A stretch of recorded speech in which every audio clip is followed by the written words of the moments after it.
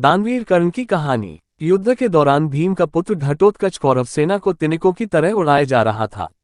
उसने दुर्योधन को भी लहूलुहान कर दिया। तब दुर्योधन सहायता मांगने कर्ण के पास आया। कर्ण शक्ति अस्त्र सिर्फ अर्जुन पर इस्तेमाल करना चाहता था, पर मित्रता से विवश होकर उसने वह अस्त्र भीम पुत्र घटोत्कच कर चला दिया और उसका अंत कर दिया, और इस तरह अर्जुन सुरक्षित हो गया। दानवीर कर्ण की कहानी। एक राजपुत्र होते हुए भी कर्ण सूत पुत्र कहा गया। कर्ण एक महान दानवीर था। अपने प्रण और वचन के लिए कर्ण अपने प्राणों की भी बलि दे सकता था। पांडवों की शिक्षा खत्म होने के बाद आयोजित रंगभूमि में आकर कर्ण अर्जुन को ललकारता है कि अगर वह संसार का सर्वश्रेष्ठ धनुर्धर है तो उससे मुकाबला करके सिद्ध करे। कर्ण एक सूत के घर पला बड़ा होता है, इसलिए उसे सूत पुत्र समझकर अर्जुन से मुकाबला नहीं करने दिया जाता है।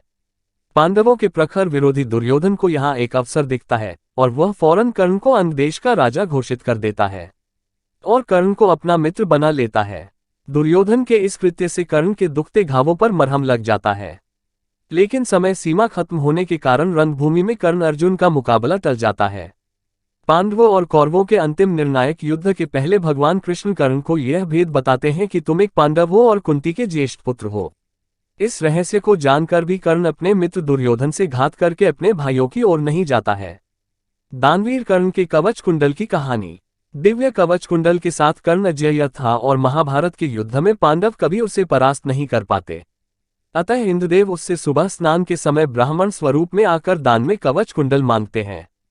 पिता सूर्य देव द्वारा दिखाए गए स्वप्न से कर्ण को यह बात पहले ही ज्ञात हो जाती है कि इंद्रदेव उससे रूप बदलकर कवच कुंडल मांगने आएंगे, पर फिर भी दानवीर कर्ण ब्राह्मण रूपी इंद्रदेव को खाली हाथ नहीं लौटता और उनकी मांग पूरी करता है।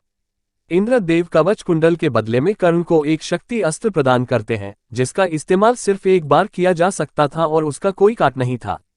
युद्ध के दौरान भीम का पुत्र घटोत्कच कौरव सेना को तिनकों की तरह उड़ाया जा रहा था। उसने दुर्योधन को भी लहूलुहान कर दिया।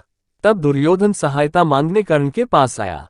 कर्ण शक्ति अस्त्र सिर्फ अर्जुन पर इस्तेमाल करना चाहता था, पर मित्रता से विवश होकर उसने वह अस्त्र भीम पुत्र घटोत्कच कर चला दिया और उसका अंत कर दिया, और इस तरह अर्जुन सुरक्षित हो गया।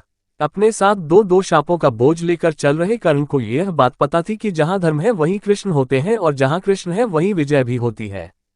फिर भी उसने न दुर्योधन के एहसान भूलकर उससे घात किया और न ही अपनी दानवीरता से कभी पीछे हटा।